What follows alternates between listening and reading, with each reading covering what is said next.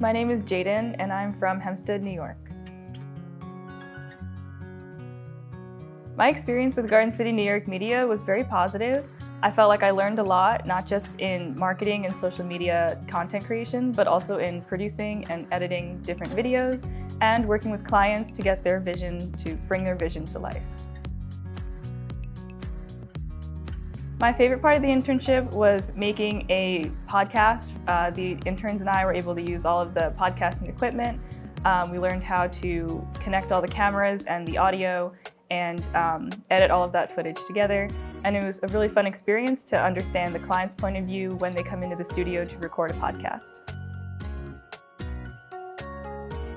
One of the things I learned from this internship was how to edit, especially using CapCut, and how to edit in a very engaging way, especially on social media.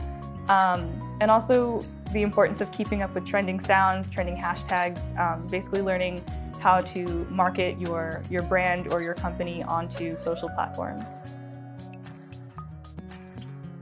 I would definitely recommend the internship program. I think it's a great way for you to experience what a media company has to offer, specifically how social media marketing can impact a brand, and also understanding how to work with clients and help their vision come to life.